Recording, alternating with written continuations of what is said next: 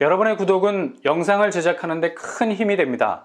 영상을 보시기 전에 구독과 좋아요 꼭 부탁드리겠습니다. 아울러 회원이 되시기를 원하시는 분들은 유튜브 채널 홈피 구독 옆에 있는 가입 버튼을 눌러주시기 바랍니다.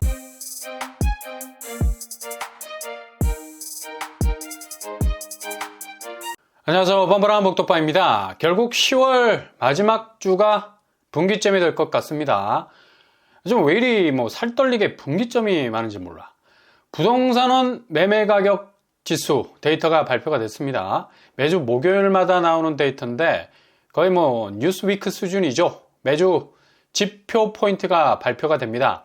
이게 상당히 집값 추세에 대한 선제 지표로 작용할 수 있는 건 그동안 지표가 엎어치고 매치고 하는 모습을 보여왔거든요.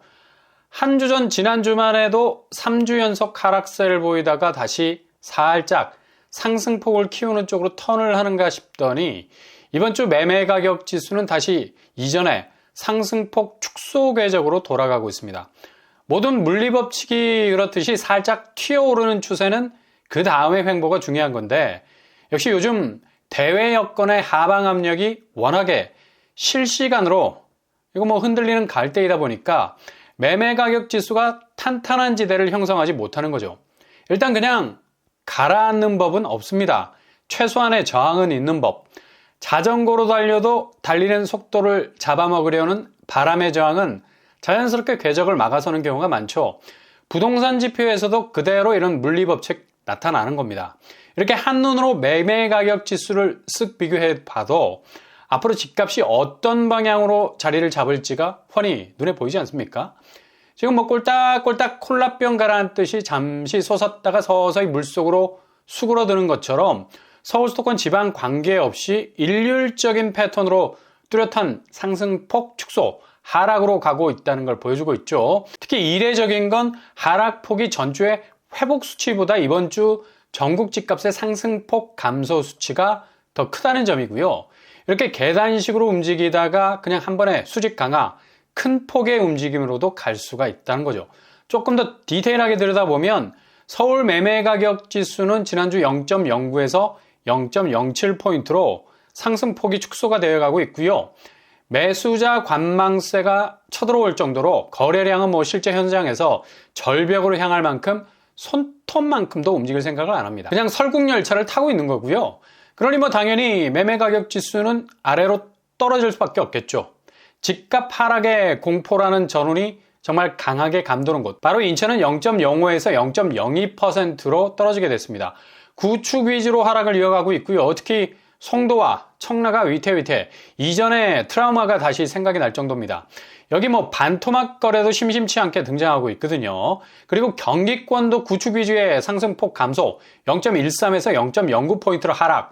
지방은 대전광역시가 상승폭이 살짝 올랐어요. 세종은 마이너스 상태에서 움직이고 있으니 매매가격 지수가 더욱 떨어질 가능성이 높은 곳이 될 수가 있겠죠.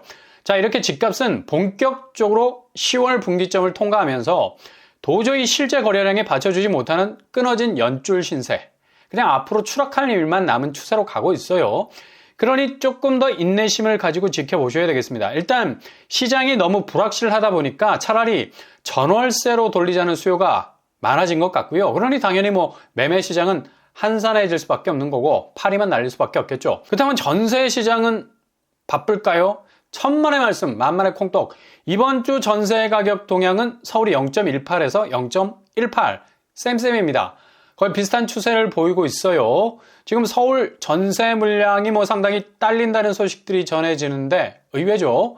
가격 지수는 그리 큰 변동폭을 보이지 않고 있습니다. 그만큼 전세 물량이 원포인트 수요가 집중된 강남권에서 특히 부족분을 보이는 거지 비강남권 특히 선호도 높은 학군을 물고 있는 곳 아니고는 그리 큰 강세는 아니란 얘기입니다. 그리고 한 가지 중요한 포인트는 바로 전세 대출 금리가 올라가고 있어요. 누가 고금리 전세 대출 금리를 물고 들어오면서 진입을 하려 하겠습니까? 그러니 전세가는 보합해서 점점 하락세로 갈 가능성 커지게 될 겁니다. 부동산원에서도 선호단지 지역 위주로 전세 상승세가 이어지고 있다고 말을 하는데 전세가 일부 지역의 강세는 원포인트 거래로 갈무리를 할 수 있을 정도로 부분적인 요인이라는 얘기죠. 원래 전세가가 강하게 뒤에서 백업을 해주면 매매가가 빗발치는 변동 요인 앞에서 흔들리지 않을 수가 있는데 서울 전세가 역시 매매가를 담보해 줄 만큼의 강력한 인상은 주지 못하고 있다는 겁니다. 그리고 인천은 0.15에서 0.10으로 감소, 경기도 역시 0.33에서 0.31로 역시 감소 추세 보이고 있습니다. 특히 인천과 경기권은 역전세와 깡통전세 위험 요소가 많은 지역이라서 전세가가 강하게 앞으로 치고 나갈 수가 없죠. 그리고 이미 매매가가 워낙에 추세 자체에 이상 신호가 생길 만큼 약세장으로 흐를 가능성 높아서 전세 시장 역시 약세장으로 가는 추세에 있습니다. 그리고 지방은 5대 광역시가 0.03에서 0.02로 감소. 세종이 최근에 집값 추세가 다시 반등한다고 했는데 다시 다이빙할 준비를 하고 있어요. 여기는 이전에 워낙에 급등을 했던 속도와 비례해서 급락 추세로 헐크처럼 돌변했던 전례가 있어서 이번에도 옷을 찢고 으르릉거릴 기세로 하락 추세로 달려갈 가능성 높겠습니다. 0.28에서 0.18로 상승폭이 줄어들고 있죠. 이렇게 10월 넷째 주 집값 추이는 상승폭이 감소, 매매 가격 지수는 확실히 대분기점 선상에 와 있다. 그리고 전세 가격 지수 역시 서울 일부 선호도 높은 학군 입지 이외에는 매매가와 비슷한 추이 보이고 있습니다. 지금 이렇게 집값 추이가 낙관적이질 못한 것은 기준금리 인상보다 더 무서운 곳이 오고 있기 때문이죠. 바로 국채금리입니다. 오늘 한국 국채금리도 나락으로 가고 있는 추세죠. 거의 4.4%에 가까울 정도로 무섭게 오르고 있습니다. 이거 당연히 어젯밤에 디스코 팡팡 무드에 있던 미국 국채금리 영향이 지배적이었던 거죠. 미국 국채가 이젠 미국 연준의 기준금리 인상보다 더 공포감을 주는 존재가 됐어요. 미국 경제는 호황인데 재정 적자는 확대되고 있는 아주 이상한 기조에 물려있는 상태라서 당분간 연준의 긴축 강화의 무드를 탄 국채는 끊임없이 오를 가능성 아주 많아졌습니다. 나라의 돈이 빵꾸가 나면 당연히 국가 경쟁력에 몰빵할 수 있을 정도로 자신감 뿜뿜한 곳이 미국 아닙니까? 미국이 자국의 국채를 계속해서 찍어낼 수밖에 없는 거고요. 나라 이름을 팔아먹는 게 이렇게 자본시장에서 경쟁력을 가질 줄 누가 알았겠습니까? 미국 국채에 모두가 머리를 조아리고 자국 국채에 더욱 힘을 줄 수밖에 없는 상황이죠. 가랑이가 찢어져도 국채 금리는 쫓아갈 수밖에 없는 거예요. 미국으로 죄다 자금이 쏠릴 수밖에 없기 때문에 한국도 국채 금리에 펌프질을 해야 되는 거죠. 이거 당연히 은행채 금리로 전이가 되는 거고 주담대 금리는 목이 쫄리게 되는 건데 당장 미국 부동산 시장은 한국 부동산 시장의 거울입니다. 그냥 그대로 반사가 돼서 시간차로 비춰지기 때문에 그냥 그렇게 그 나라에서 일어나는 일이 우리나라에서도 일어난다 생각하시면 되죠. 23년 만에 미국 주담대 금리가 7.9%를 찍었습니다. 2000년 9월 이후로 가장 높은 수치라 볼 수 있죠. 그리고 한국도 여지없이 주담대 금리 자체가 7%를 넘어선 지 오래 변동금리가 7.1% 정도 선상에 올라섰고요. 이게 진행형인 게 뭐냐면 코픽스 금리가 변동금리를 끌어내는 일종의 기준기 역할을 하죠. 바로 고리에 매달아서 들어올리는 그냥 코픽스가 치솟게 되면 변동금리는 그대로 쫓아 올라갈 수밖에 없는 거예요.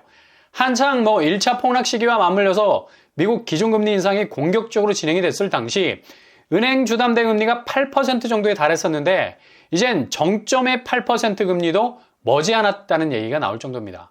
이렇게 되면 정말 답이 없어지는 상황이 올 수가 있죠. 일단 주택시장은 그대로 스탑이 될 거고요. 가뜩이나 거래량이 바닥 수준으로 가는데 상반기 이런 바닥 거래를 끌어올리기 위해서 시중은행 금리를 찍어 눌렀었는데 더 이상 이런 반작용을 끌어내기도 대외 여건이 강성으로 득달같이 금융시장 구조를 위협하고 있는 상황에서 금리 구조를 인위적으로 컨트롤하기에는 한계 상황이 온 거죠. 그래서 지금 오르는 주담대 금리는 아무런 통제를 받지 않게 되는 겁니다. 은행도 그냥 주구장창 올려야 되는 상황이고 은행채 오르면서 예적금 특판금리로 올려놓은 예금금리 빠져나가야 되니까 자금 조달 비용 증가에다가 가상금리까지 더해져서 올려야 되니 정말 연말은 금리 지옥에 올 가능성이 높다는 얘기입니다. 영끌 집주인들 정말 사상 최대의 위기 앞에 봉착할 수밖에 없는 절대적인 공포에 직면할 수밖에 없다는 얘기고요. 특히 금융시장이 상황이 좋았을 때는 고금리 위기가 와도 주식시장에서의 수익률이 담보가 될 수 있었기 때문에 비교적 젊은 층이었던 영끌들이 최후로 기댈 수 있었던 금융자산이 그래도 마지막 보루일 수 있었는데 오늘 코스피 시장을 보면 그냥 참담할 정도죠. 2300선이 깨져버렸습니다. 결국 금융자산 구조라는 게 순식간에 날아갈 수 있는 수익률 증발 현상이 가속화되면서 환율 자체의 매력이 훅 떨어져 있는 상황에서 외국 자본은 한국 시장의 그리 매력을 못 느낄 수가 있죠. 그러니 주식시장이 코너에 몰려 있는 겁니다.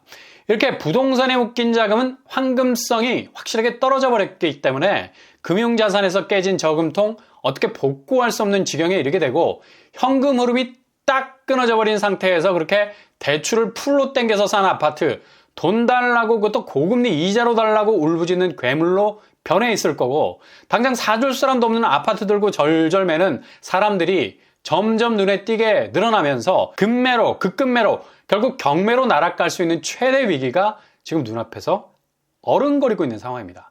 그러니 절대 성급하게 청약 진입하지 마시고요. 특히 분양가가 높은 곳은 유의하셔야 됩니다.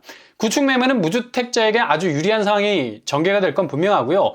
30%에서 40%까지 빠질 가능성은 아주 높습니다. 그러다가 이게 드라이브가 더 걸리면 그 이상으로도 갈 수 있는 역대급 부동산 재편 현상이 일어나게 될 겁니다. 그러니 지금 상황은 확실히 비상 상황, 또 초짜를 붙여야 될 것 같은 초비상 상황인 것만은 확실합니다.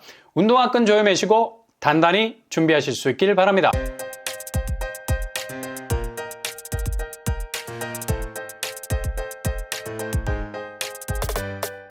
오늘의 부동산 캘리커처 오늘 발표된 매매 가격 지수는 상당히 의미가 있는 분기점을 만들고 있죠. 정말 확실하게 방향이 전환이 되고 있고요.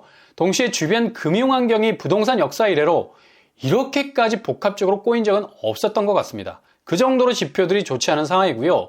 이제 뭐 떨어지는 게 아니라 얼마나 떨어질 것인가에 관심사일 정도로 대세는 하락장으로 확실하게 기울어졌습니다. 잘 지켜보시면서 기회를 노리실 수 있길 바랍니다. 오늘도 응원합니다. 여러분의 길이 꽃길만 되실 수 있길 바랍니다. 이상으로 뻔뻔한 목독방을 마치겠습니다. 구독과 좋아요 부탁드립니다. 감사합니다.